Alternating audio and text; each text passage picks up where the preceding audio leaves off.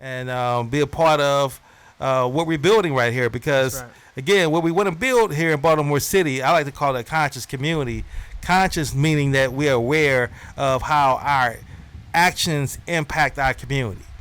One thing I learned from the Native American brothers is that they have this thing called the 7 generations. That you have to think about your actions and how they impact 7 generations in the future, right?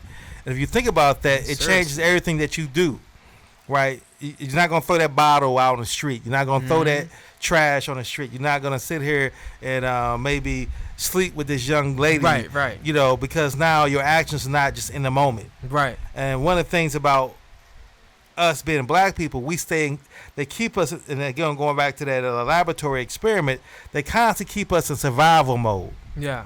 And survival mode, you can't be creative. Right. Because now you just got to survive. I'm thinking day by day. What I'm going to do to get through the day, right? And a person who's thinking that way is a person really who's dangerous. Because that means now you're circumstantial driven. And you're going to do certain things based on the circumstances that you're faced with, as opposed to being principle driven, where you say, and that's why I say, going back to that black conscious, see, to me, when you're black, you do things based on the principles of it. Right. I'm not going to sell drugs because it's principally and morally wrong for my well-being in my community. Yeah. I'm not judging folks who do that. Right. I'm just saying that I'm not going to do it because I understand the consequences of what it leads to. Yeah. Now, for the brothers who do that, I understand you're doing it because that's all that's been left for you. Yeah. But we can look, hopefully, and that's what the Conscious Roundtable work to do is, I want to provide you a mechanism out of that. I want to teach you real estate investing, not to make money off our people, but to make money with our people, so you can understand how to buy houses, how to renovate houses, and put our people in houses, because the first step toward community development is home ownership. Right. And you can benefit from that context. But I don't want to teach you strictly how to go out here, buy a house, renovate, so you can make money yourself. Yeah. And then you take your money and go spend it in the white community and continue to pay for your oppression. Right. So now I'm going to ask you this question here. One of the things I say to folks, that at the end of the day, once we get beyond the normal talk that everybody has that's in this struggle about we got to support more black businesses, you know, you hear that to the point where it's not even having any impact anymore because it's oversaid. That's right. What I tell folks is, at the end of the day, it's about the actions. My question I ask people is, how many checks are you writing to black businesses? That's all that really matters, right? Yeah. We can talk all that, you know, what we need to do all day long, but at the end of the day, when you take your money and you put it back into the black community, that action does something different. Right. I know personally, I'm constantly writing checks to black businesses, and I'm prideful of that. But I don't just write a check because the business is black. And I tell folks that. Yeah, that's important. You have to deliver a certain level of professionalism. And then I'm also expecting you to go out and support other black businesses or hire black youth, or that money has to be leveraged to do something. Then I'm willing to support you. Right. Not just because you're black. I'm not interested in supporting your Mercedes-Benz or your expensive lifestyle. I'm interested in supporting you because you're building a community, right? Yeah. So my question for you as a black business owner, and I saw that in your bio that you also teach black economics, how do you deal with navigating those black businesses that don't deliver a level of professionalism that you expect? Like, you walk into a restaurant and the service may not be necessarily what you hope it is. How do you handle that situation, being a black conscious man and running the organizations that you're doing with the mission that you have? What I encourage people to do is definitely support black, but I think it's more important to support black businesses that support black people. And also, how I handle those situations is I definitely encourage myself and other people to be respectful of the staff and establishment, to be respectful of the owner of the establishment. And if you have concerns and issues with that establishment, you vet those and conversate about those in a respectful way. Because especially in like service businesses, whether it be like food, they deal with complaints all the time.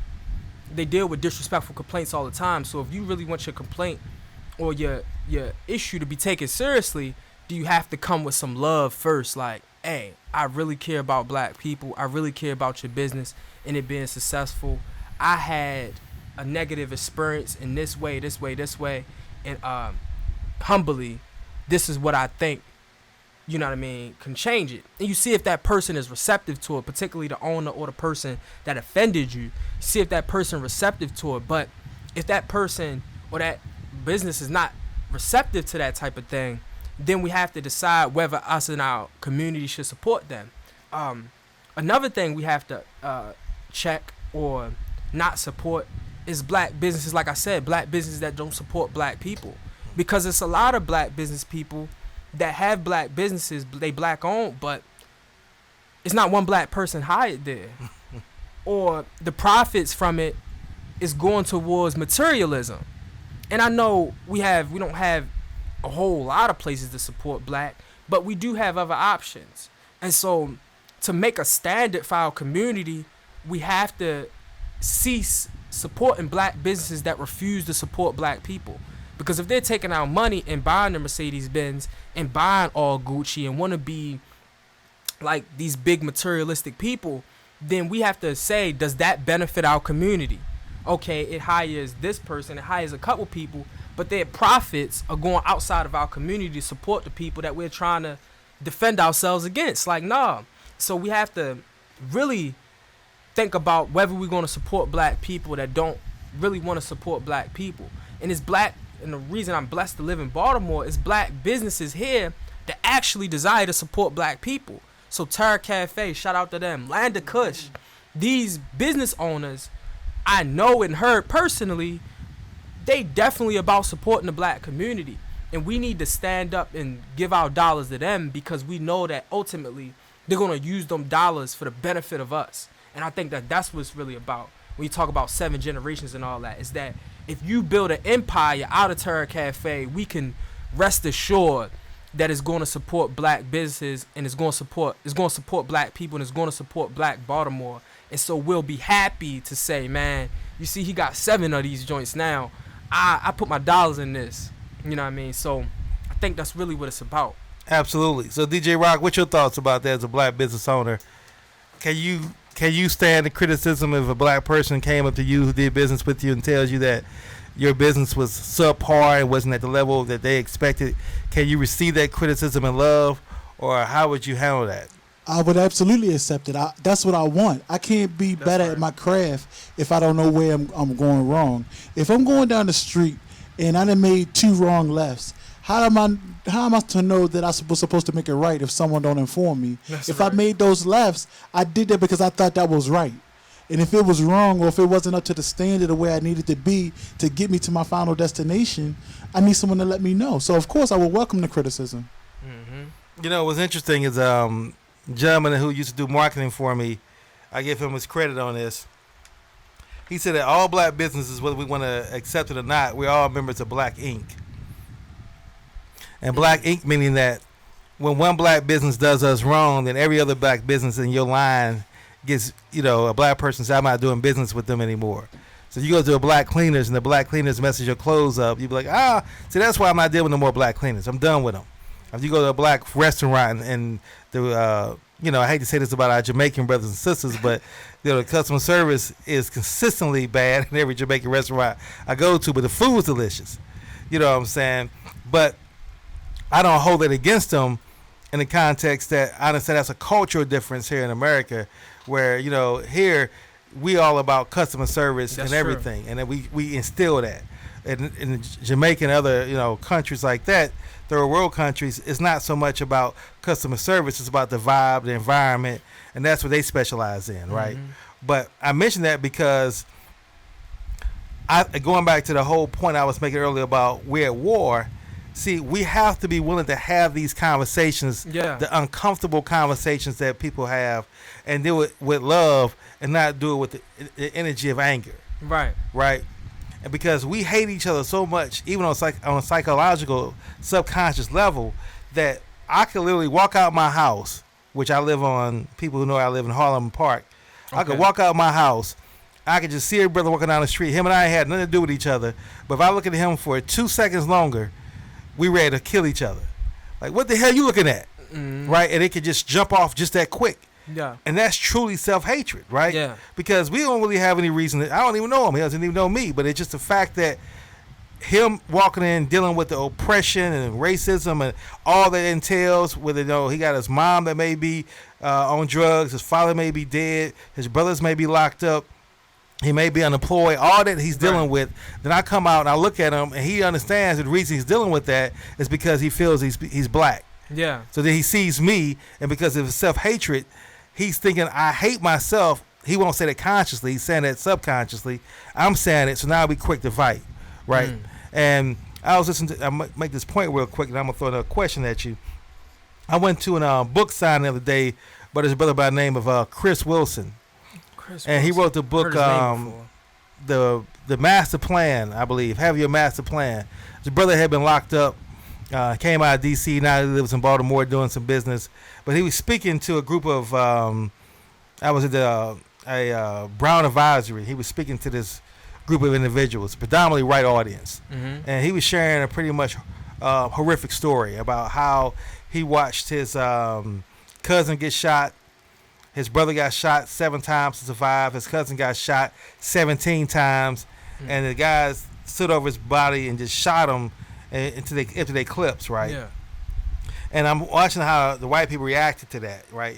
Now, for black folks, we used to that. That's right. Like, wow, 17 times. My cousin got shot 9 times. We can add our stories and compare our war wounds. But my point I'm making is that, and this goes back to self-hatred. You ever notice where if we as a black people get in a fight with white people or argument, if somebody's going to kill somebody white, and I'm not advocating, I'm making a point, they just kill them. 1 shot, 1 stab wound, it's done. But when you kill somebody black, it's like you got to shoot them about 12 times. You're going to stab them repeatedly. If you fight them, you're going to beat them down to the ground. You're going to stomp them until you can't, until somebody pulls you off. So my question for you now, as we talk about black liberation and uplifting our people, dealing with black conscience, and I know you're dealing with the black history aspect of it, but how do you navigate that self-hatred out in your work when you out walking the streets? How do you navigate that without it allowing that to taint you, to make you feel and get caught up in that environment? That's actually something we talk about in the organization a whole lot, because we attract angry black people that want to do the work, and we attract loving black people that want to do the work. So like warrior type, we attract warrior type black people that want to do the work, and so they ain't got a lot of patience for a lot of nonsense. And so with those people, what I encourage them through the organization, like, bro, the work is patience and love. And if you're not ready to do that, it's gonna be hard to deal with black people, and you're gonna hate black people. Like, so it's patience and love. And so how we implement the self-love thing through the organization is, one, when we out doing our community walks and all that type of thing, when people are asking us, why are you doing this? Are y'all part of a church? Are y'all getting paid for this? Nah, we doing this because we love our people. We doing this consistently every single week because we love our people, we love y'all, we here for y'all, and we're attempting to build up our community. And so for them, once you see us 1 time, it's like, oh, they doing it for sure. Once you see us twice. But we've been out there for over a year now, every Saturday, consistently. So it's like, it's the consistency that shows that, okay, these people is out here for us. But the really getting people to love themselves is a lot of difficult other work that has to be done. And so through the organization, we instill, first of all, a morality that's Afrocentric. So everybody that's in Tendea are not allowed to smoke, are not allowed to drink, are not allowed to have sex with people that you're not in a relationship with, are not allowed to sell drugs, use drugs, to do things that's harmful to our community. And the reason we instill that is that we believe that if we force you to act in a way that's loving to black people, then maybe that love will grow for yourself and for other black people. But if you're going to do this work, we're going to force you in a position where you have to either act in a way that's conducive to our community, that's loving to our community, or you have to move away. But that self-love thing has to be built over time, has to be built through conversation. You have to talk through people's traumas too, because a lot of that, the self-hatred, even though we know a lot of black people hate themselves and hate our people, all of it descends from personal experiences. So when you get the rapping to people, it's like, yo, okay, you've been banked 4 times when you was a teenager by other black boys. You've been robbed. You've been shot. You definitely think black people are the enemy, and you don't forgive them. So you have to build relationships with people and really get the rapping to people. And it's when they making these examples like black people ain't nothing, and it's like, and they real angered towards black people. The more you get to know them, you gotta start asking them questions like, yo, what happened to you? Tell me your story. And you get them to open up, and you like, oh, that was it. Yo, you gotta forgive them, bro. You gotta forgive your father that left you. You gotta forgive your mother that was on drugs. You gotta forgive her, because if you don't forgive them, you won't be able to do this work over here. Because you have to understand, it's through understanding that love is built. You have to understand that what your mother did, what your father did, was all a result or majority result of conditioning because of us being in this situation.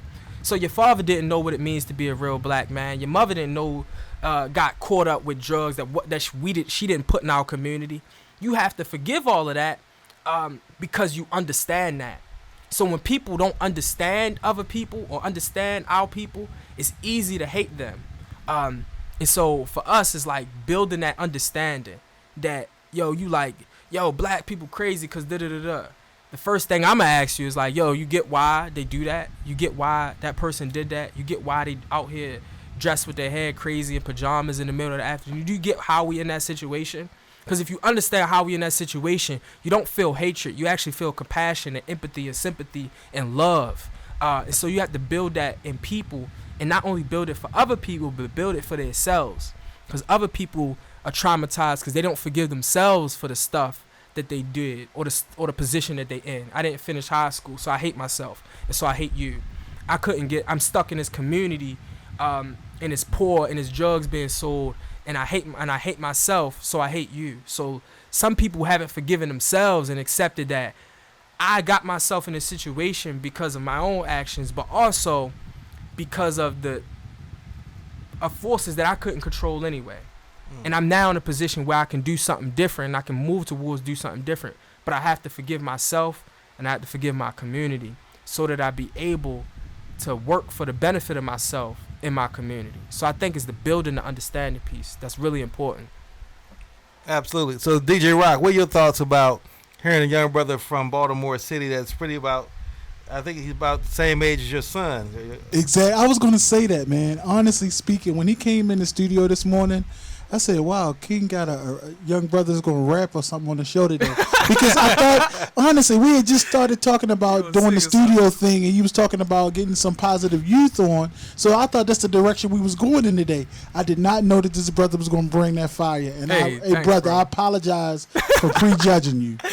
No, it's all good. It's How old are you, brother? I just turned 24 June 7th. You're right. You are the same age as my brother, my son. And I just graduated from Morgan this past spring. So Congratulations. Wow, educated. Thanks, Congratulations. y'all. Thanks, y'all. And the HBCU. Yeah, I had to do it. Now you chose to stay and go to college within your own city, right? Yeah, that was deliberate. That was deliberate. Yeah. And see, a lot of folks would say that's dangerous as well, right? Because you get a chance. A lot of people just want to get a change of environment, and get outside it. So how was you able to navigate growing up in Baltimore City in your neighborhood and still go to college here and still be here and not be on drugs, not be in prison? How did you navigate that? Because that is a challenge that I see, that if you take 10 young black men from Baltimore City, 20% or 10% may actually be the ones that actually successfully navigate those waters. What I can say is that by the time I'm going into college, even early high school, I've already started reading autobiography of Malcolm X. I read Man, Child, and the Promised Land. I read Native Son, Black Boy. I've read these books, and so already my mind is already set on changing Baltimore City, on doing something to change Baltimore City. I don't know how when I'm going into college, but I'm like, man, I'm going to do something to change Baltimore City. So for me, I'm already, I guess, extremely against selling drugs for myself. I'm extremely against all these different types of behaviors. So I'm already conditioned that way. And so to get why I stayed in Baltimore, at the time when I'm graduating high school, I got accepted in the Morehouse because I knew I was going to a HBCU. I got accepted in the Morehouse, which was my number one top priority. I didn't have the money for Morehouse, but by my sophomore year of college, I had some white funders that said we would pay for you to go to Morehouse for the rest of your college experience, full ride. Wow. And I turned it down. Wow. Because in my mind, I'm already like, I'm doing something for Baltimore City. I'm going to build up Baltimore City. And so, and I got to thinking like, yo, Morehouse has the brand that it does because Martin Luther King graduated from Morehouse. But I'm going to do something great. And so if I do something great, in 100 years, they'd be able to say, yo, Elijah Miles went to Morgan. He ain't go to Morehouse. He ain't go to Towson. He ain't go to Johns Hopkins. He went to Morgan. You know what I'm saying? So I think for me, it was like my mindset was already on building up the community. My mindset was already like Baltimore has to change by any means necessary. And so I was able to navigate it because for me, it like wasn't an option. It just wasn't an option for me to go and sell and do all those things. Now, when I was younger, I was more susceptible to selling. I was in Baltimore around the early 2000s, so everybody was in a gang. Every neighborhood was gang.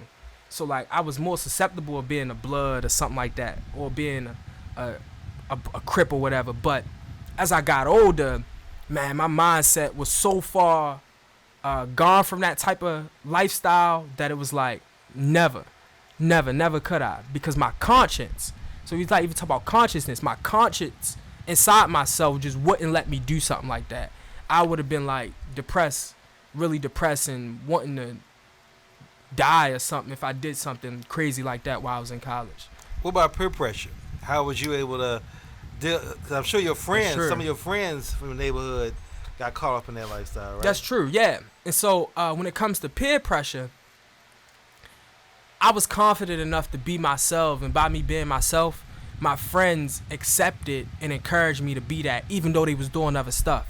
So I had brothers, I had friends that would never let me sell drugs because I had already showed to them where I was going and where I wanted to go. And so they was like, nah, man, you got something great in you. We not, even when I was like growing up and being like high school, they was like, you got something great in you. We not even about to let you sit on this corner with us for too long because you gonna do something great.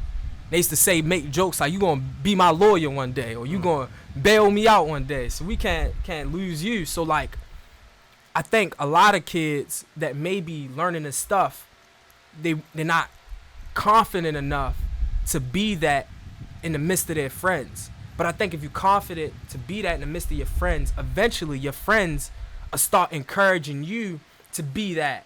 Because I think ultimately your friends, the people that's not doing the right thing, through you building their faith and their belief that like the right thing is possible.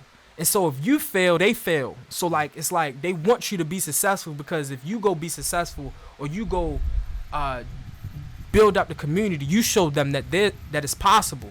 So I wasn't susceptible to peer pressure in the beginning stages, and by the end of the stages, it was like my friends would have actually been disappointed in me, even though they're smoking, they having sex with all these women, they doing all this crazy stuff, they selling. They would have been disappointed if they found out that I was doing the same thing. So it's kind of like having that teacher that you look up to and you like, man, I don't know no good black men, but this guy, he a good black man. And then you find out he just like the rest of everybody else. So it's kind of like that thing. Their hope was wrapped up in me from a kid standpoint. And plus, I wasn't like no slouch in school. You know what I'm saying? Like I wasn't like, I got kicked out of schools like when I was younger. Like I wasn't no slouch, so it wasn't like I was like a nerd with my books. It was like I was confident about this thing. I was confident, defend you, debate, fight you over this information over here. And so it's that type of thing that built up that respect that my friends had for me and what I was going for. And they still support me to this day. They in different little areas in their life, and they still support me and be like, yo, I knew you was always going to do something like what you doing. So I think I actually had more encouragement than I had like criticism and peer pressure to do the wrong thing. That's what's up. So that's something that never really gets shared much, is that the community came out to support you. You know? So even though, your neighborhood and young black men gets heaped with all this negativity, they don't realize there's still folks in our community that still say, no, stop that. Right. I'm gonna look out for you, because people see that potential in you, right? Yeah. So people outside our community realize that love is still there. It is there. And that's that love that they did that for you, right? Yeah. But I want to drill down a little deeper, because my question is, what put that first Black History book in your hands? I mean, what inspired you to say, okay, this is the direction I want to reach? I know, Black History, if you get hit with it, it is like a drug. You get addicted to it. Right. It's like once I read Man, Child of Promised Land, I got to read Native Son. Once I read Native Son, I got to read James Baldwin. And you just find yourself on that path, right? Yeah. And it becomes a competition. It becomes a kind of quest. But what was that first Black book that got you in that path? Man, it's and what inspired you? I tell you, it's a moment that I actually think about a whole lot. And I still know the person that put it in my head. And you had moments in your life where it'd be like, man, you take that moment out of my life, I would not be the person that I am today. I don't so that moment is the link to all other moments that I have. So when I was in 6th or 7th grade, I had a teacher named Mr. Scott, and Mr. Scott had locks, but he had those natural type locks. So I thought he was from Jamaica or something. And so he had this flag on his desk, and it was red, black, and green. And I was like, I thought, I'm thinking he Jamaican. So I'm like, so what country, what flag is that? And Mr. Scott, I never forget, he stopped what he was doing, because he had his desk. He stopped what he was doing. He was like, Elijah, that's your flag. And then he started breaking down the flag. And he was like, yo, the red is for the blood that our people have shed during oppression, during all that we've been through. But it's also the blood that we have to continue to shed if we're going to get any progress. The black is for the color of our skin. And the green is for our homeland, represent our homeland, Africa, but it's also represent the land that we will eventually get back. In that moment, I think about it all the time. It blew my mind. It blew my mind because it was something about what he was saying, and I'm like, yo, I kind of knew that it was something bigger than just East Baltimore, Baltimore City. But when he did that, it slowly shattered my identity. So I could never just go back to being Lord East Baltimore boy from down the hill that just is about my neighborhood. It's like that slowly just shattered my identity. And then after that, he started making me write papers on Malcolm X and read little things. He started, I remember one class, we spent the whole class breaking down Mos Def and Talib Kweli, Thieves in the Night. Blew my mind. I remember he took me to, he's the first person to take me to Everyone's Place. I lived in Baltimore my whole life, ain't know what Everyone's Place was. He took me to Everyone's Place and brought me books and brought me a flag for myself. And I would say that it was him. It was him. But I would say that the first book that really started helping me changing was 8th grade Anthony Broder from the Broder Files. Okay. From the Broder Files. I was like, yo, something deep is going on, yo. Yeah. But the books he started me off with was definitely, I was in 7th grade reading Man, Child in the Promised Land. And people that never read Man, Child in the Promised Land, it's like a 700 page book. Yeah. It's thick. But it's about a black boy. So he started me off with these things that I could relate to. So he started off with Man, Child in the Promised Land, Native Son. It's another one. Nathan McCall, Makes Me Wanna Holler. Yeah. He started me off with Nathan these McCall. these books, and I'm like, I'm seeing myself in the books, like, yo, I'm that guy, I'm that boy, I'm living in that neighborhood. And then and these biographies showing me how people have grown up just like me, but have overcome these circumstances and did different other things. And so he started me off with them, and it already had my mind shifting that I could be more. But it also, like, when they gave me From the Broder Files, and I start looking at that, man, I was like, oh no, like, stuff is deeper than what it seems. And then that really just shot me off. And I learned more and more, read more and more. Started like around like late high school, start watching Farrakhan videos. Never joined the nation, but I was like, yo, this man on to something, like, you know what I mean? And then start thinking like, yo, it's stuff that has to be done in Baltimore City. and and and I've read all these books and I gotta use my information to do something. But I would say, middle school, Mr. Scott, you take him out my life, I don't know where I would be. So I always thank him every time I see him, and he's real humble. Like, nah, man, it's nothing. I was just doing what it need. But I'm like, nah, man, you changed my life. Like, you was like the Elijah Muhammad to my Malcolm. Like, you changed, you shattered my, you have credit for everything that I do now. So, man, teachers matter. Black teachers matter. Mentors matter. Like, being that guy for that black man, that black boy, that black girl, you may not think it matters in the moment, but like, you have no idea where they could go with that. So, Mr. Scott. Absolutely. You know, and that's what's so important, that we got to realize that the influence we have on young minds, that's right, and what can be that paradigm shifting moment that you just talked about. Yeah. Like, I talk about how that woman who asked me about the red, black, and green. So it's similar that we have that same story, that flag, our colors, that curiosity about it, right, brought that out, right. And once you start getting that information, your mind becomes open, and it's like, fertile ground, right. And the Bible even talks about that. Not that I'm a Christian or religious, but I tell folks I'm spiritual, and you can get information from the Quran, from the Bible, from any of the religious books. Just be careful about the dogma that tries to tell you how to control your life, right? But you gotta pick and choose what you can get from it and learn from that. But what I wanted to talk about next is, as we begin to really transition now into what I see as some of the challenges in Baltimore City, again, from an outsider's perspective, right? Like, I've been in Baltimore City now for 3 years, and what I learned is that, like, Baltimore City pretty much has everything it needs to change. It doesn't need some other outside entity coming in and trying to change it, right? Everything, I see so many powerful groups, so many different powerful organizations. What I'm seeing now with MOAM, Maryland, the Mayor's Office of African American Male Engagement, I'm seeing some of the other organizations come up. But what I'm not seeing is that everybody's kind of in their own silo, right? Everybody's kind of separate.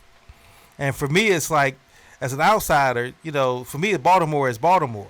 Yeah. There is no east, there is no west, there is no south, there is no north. It's just all Baltimore. Baltimore don't look at it like that. Right. So that's the uniqueness I bring, is that I see it that way, where people here see it definitely based off east side, west side, what high school you went to. And that's another thing that's similar in St. Louis. Yeah. We 60 years old, and it's like, what high school would you go to, right? And because of that lets you know everything about that person. Yeah. Oh, you went to the high school, so now you put them in that box. I know everybody who went to the high school acted this way. You hung out in this area, and so on and so forth. But my point I'm asking you is this. So I think the solution to our problem is the unity, and we all know that. So how can we all come together under an umbrella and still leave our egos at the table? Like, how can we get the Nation of Islam to work with the Hebrew Israelites, to work with Tendaya, to work with Black Lives Matter, to work with the movement that the sister Erica Bridgeford is doing with Ceasefire, right? How do we get all these organizations now to say, let's get together and have a summit, because we're at war, our people are suffering, and how can we strategically begin all to work together? Even though that everybody can still stay in their lane, but there should be some kind of collaborative effort that we're doing, at least on a quarterly basis, if not on a monthly basis. I definitely agree with you that unity is the key. But I think it's science behind unity.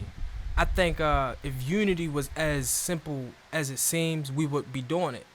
I think now, being a part of an organization, like working with Tendaya, I see how hard collaboration is. And this is why collaboration is hard. Collaboration is hard because we think like the ideologies of organizations don't matter. So let's say example, like if Tendaya wanted to build a school, and we wanted to collab with other organizations to build that school. The Nation of Islam might want to teach that, you know what I mean, white people was made by Yaqub and da-da-da-da-da. It's going to be some discussion, some debate, some argument of how we're going to create the school that's ultimately going to teach the kids. If we wanted to create a business, It's some people that's more communalistic, that's more like communist. You got some people, like you said, with the conscious capitalist movement, and that's going to come on the table, and it's going to get debated, and it's going to be conflict. Not saying that collaboration is not possible. Collaboration on events is definitely possible. Collaboration for a summit is definitely possible.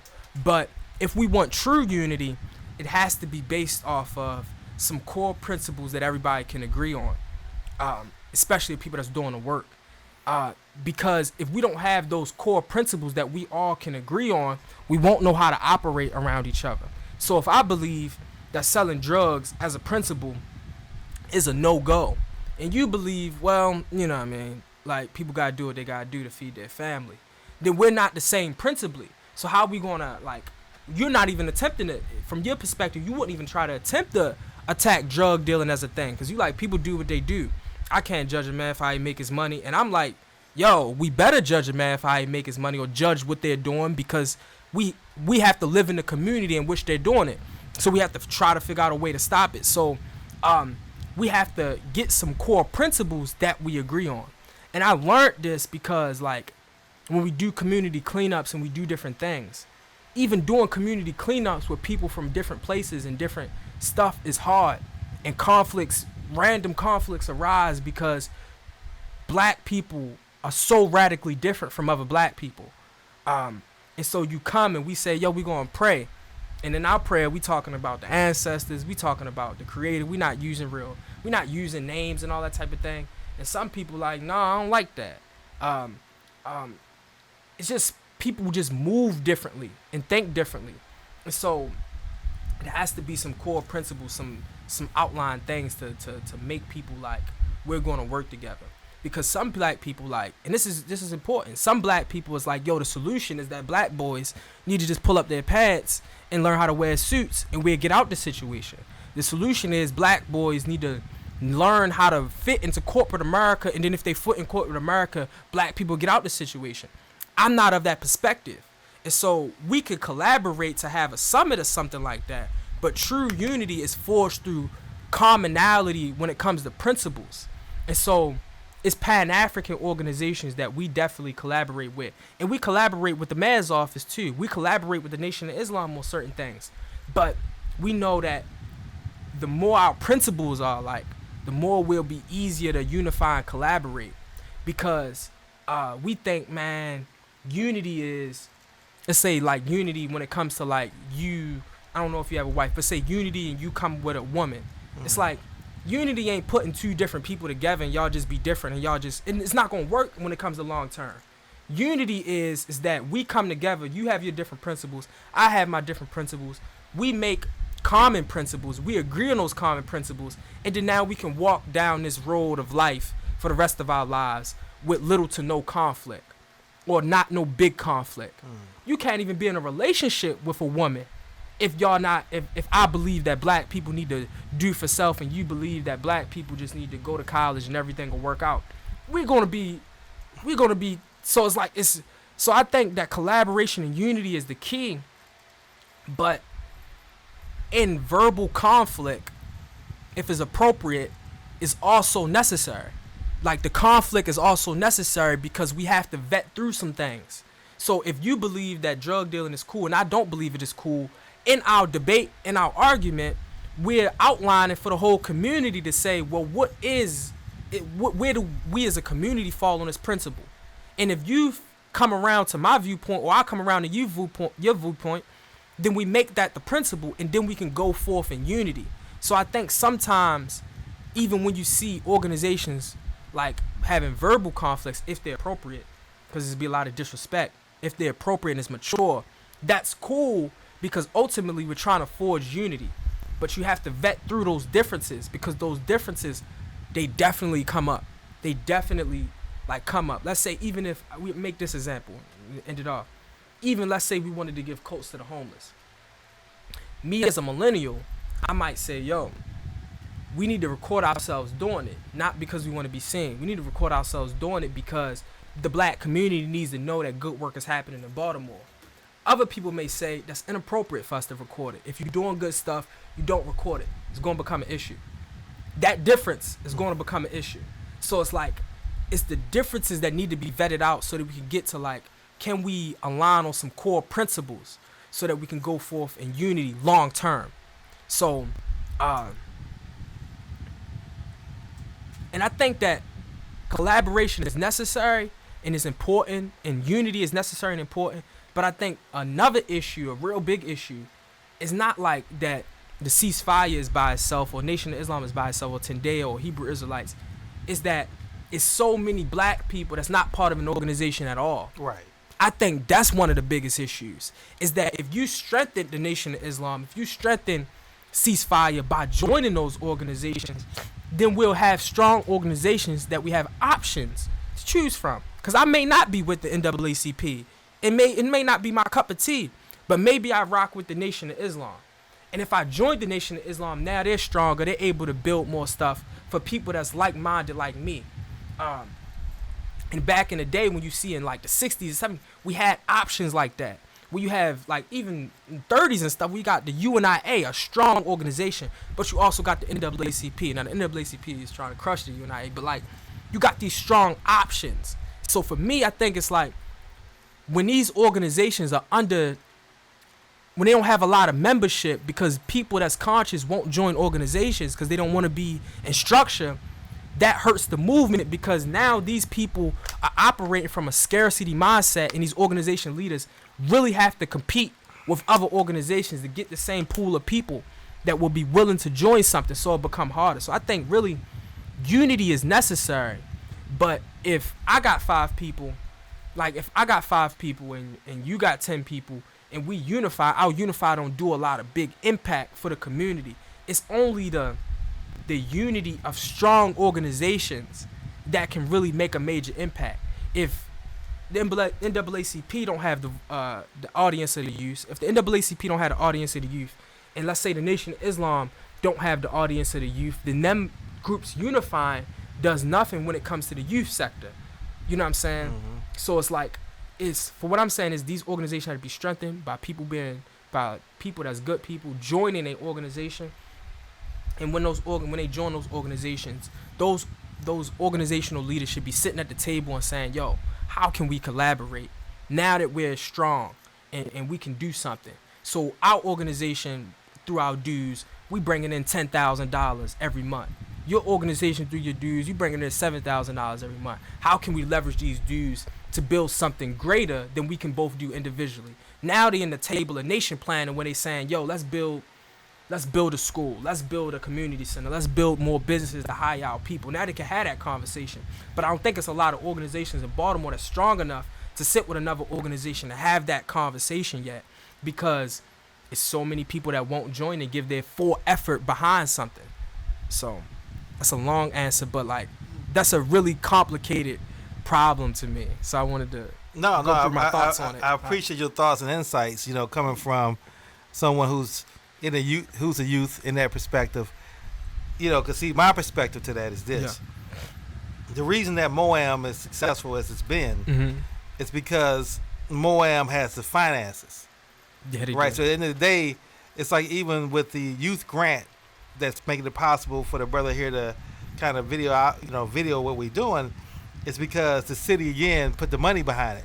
Yeah. And all these organizations came together. ABC then hired what's the organization with the brother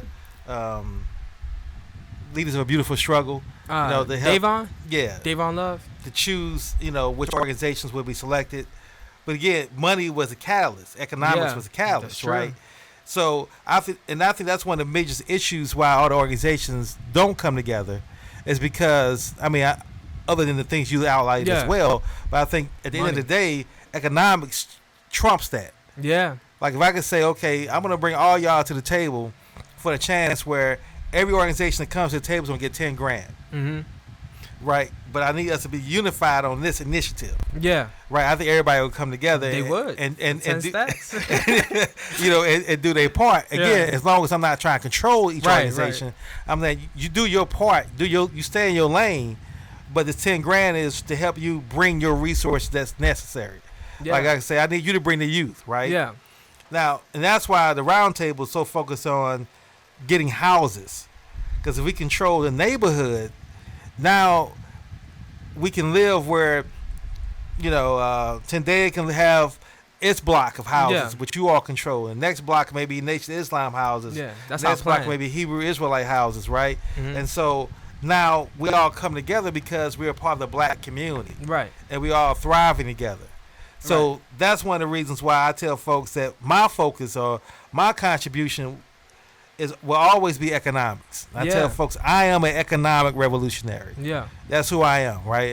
That's important. Use Fred Hampton's I am a revolutionary, to add economics to it, because we as black folks, that's really the only revolution we haven't really focused on. Mm-hmm. We focused on civil rights, and that was necessary, but we fought for civil rights because our leadership at that time thought that getting equal to white folks was the best way to go.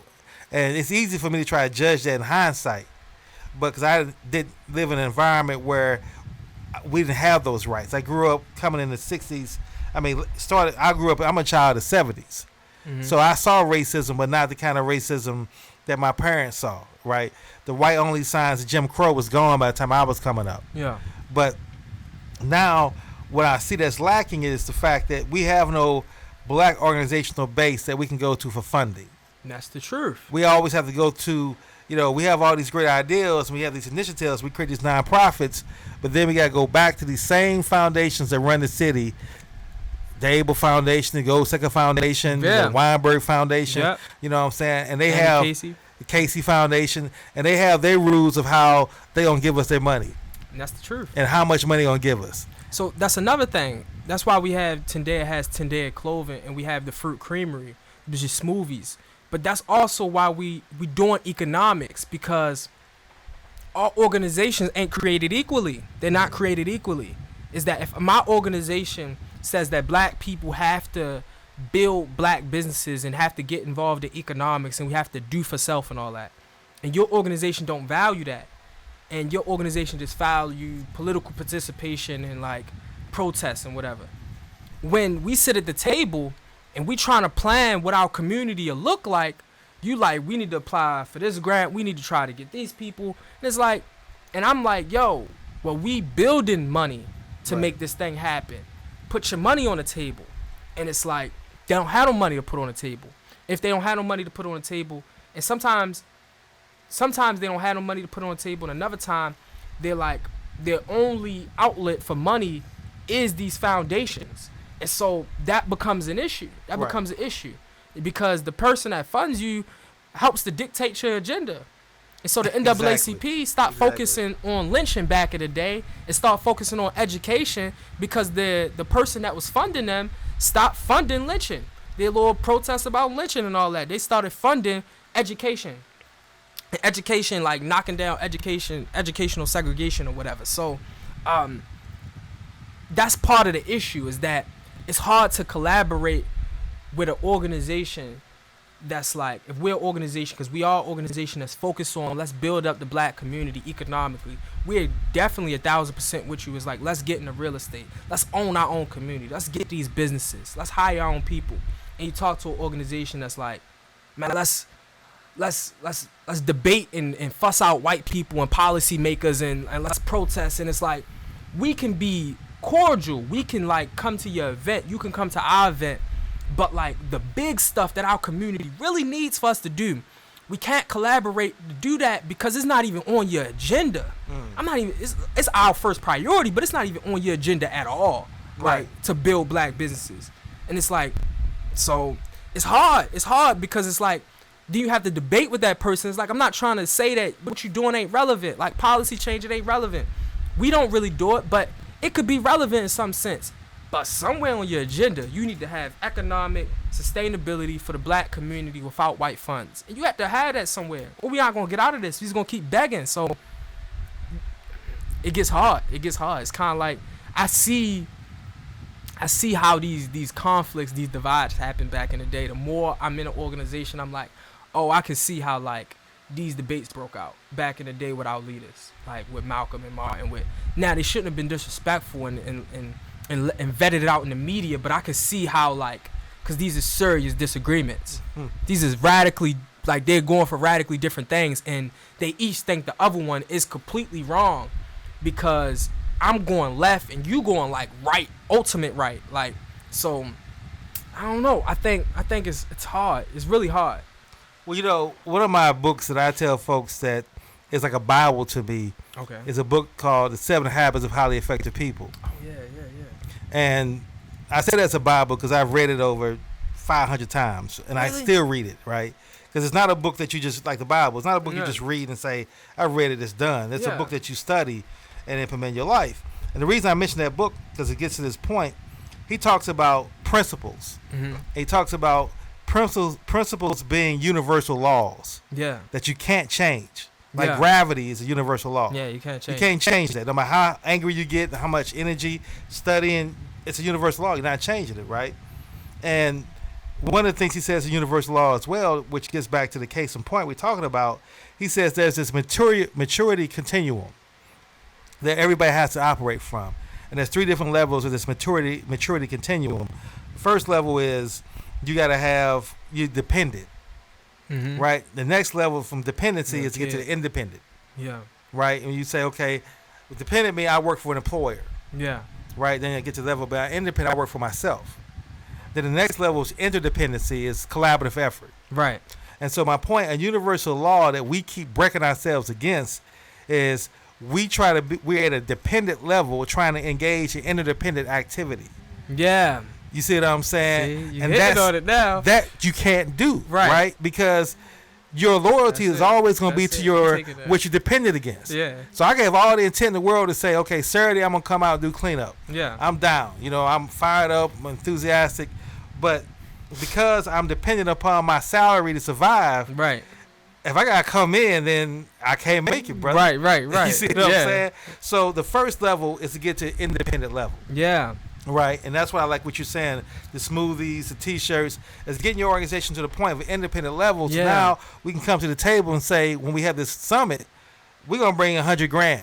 Yeah. Everybody need to match $100 grand. Yeah. Right, so now 10 organizations, we got $1 million. Yeah. Let's build. That's Bill, right? Yeah. That energy would change everything in Baltimore, right? Right. And so that's why I tell folks. So how do we get to the level of independency? Again, it goes back to home ownership and real Mhm. estate.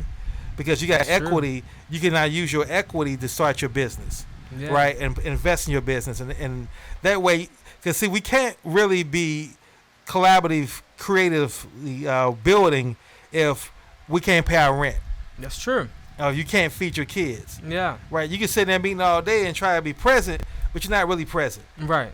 Your girlfriend and wife is calling you, telling you, Yeah. you know, bills Your have mind to be paid, somewhere else, right? yeah. Internet's off. Right, Mhm. you try to be in a meeting, listen to what we gotta do for plan this March, right? Yeah. And it's not gonna be sustainable. Right. And that's the first thing I think everybody has to do is take a step back.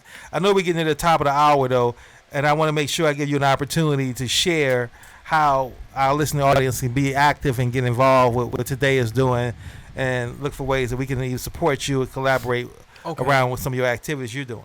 Okay. First thing, man, to stay in contact with Tendea, you can follow us on all social media outlets. Well, let's pick 2: Facebook and Instagram. At Tendea Family, TENDEA Family, all one word. On Instagram, TENDEA Family, and on Facebook, Tendea Family, 2 words. So TENDEA space Family.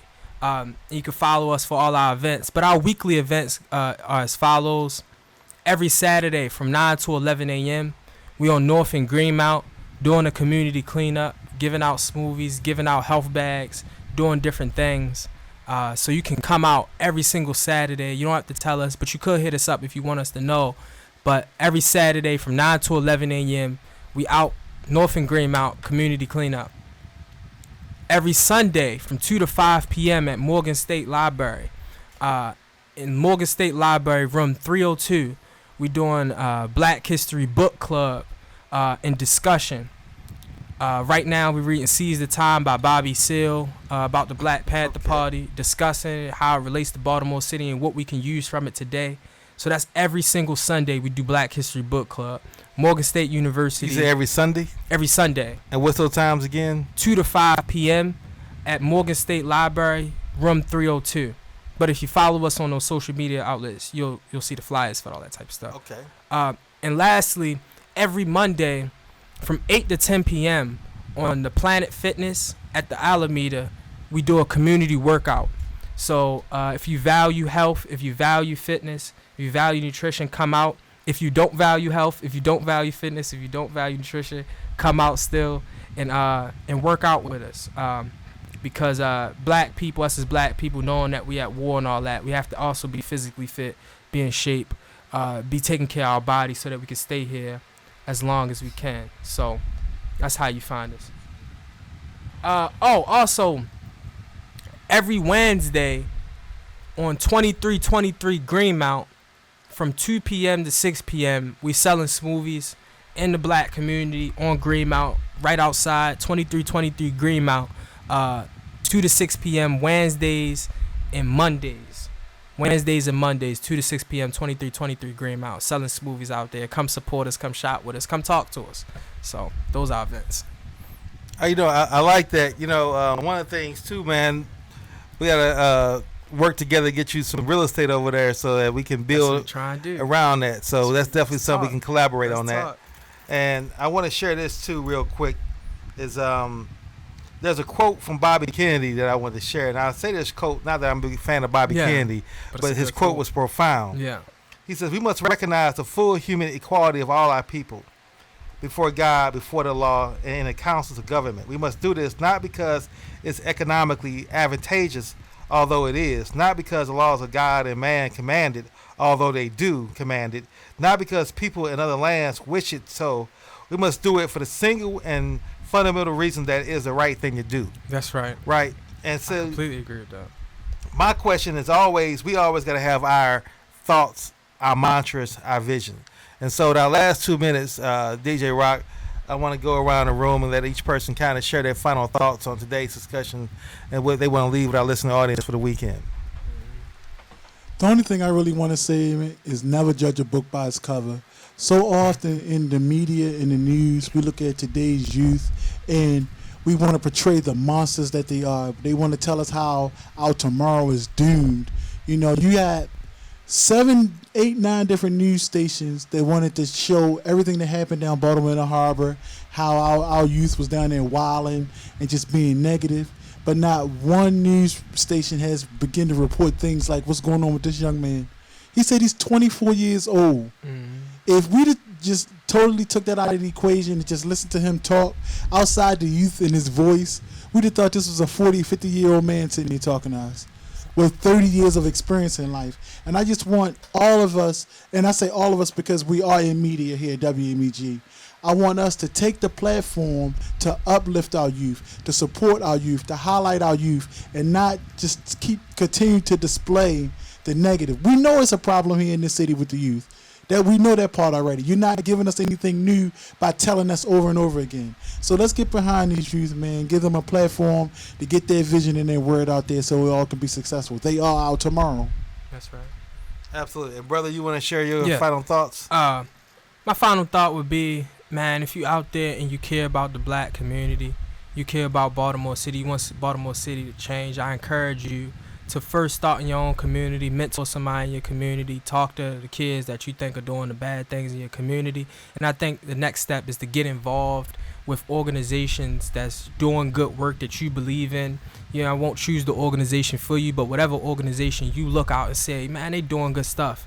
Instead of making a comment on Facebook or a comment on Instagram saying, keep up the good work, I encourage you and I challenge you even to get out there and support them, to get out there and work with them. And then I would challenge you lastly to join a organization that you believe in, because it's organized entities that's going to do good work. Malcolm and Martin and all these people weren't just individuals, they were individuals inside organizations. So I challenge you to join the organization. Absolutely. And for our listening audience, you can connect with us at our website, www.consciousrt.com. Again, that's www.consciousrt.com. COUSRT.com. You can find us on Facebook. Search for Conscious Roundtable. And we have our monthly events at Compton State the second Saturday of each month from 10:30 to 1:30. Join us there so you can understand how to build wealth through real estate and how we can begin to transform our community one block at a time. And as we close out, as we all know, for Fridays, this is my wish for you. Comfort on difficult days, smiles when sadness intrudes, rainbows to fall the clouds, laughter to kiss your lips, sunsets to warm your heart, hugs when your spirits sag, beauty for your eyes to see, friendships to brighten your being, faith so that you can believe, confidence for when you doubt, courage to know yourself, patience to accept the truth, and love to complete your life. And for everyone listening, remember, that's be more conscious.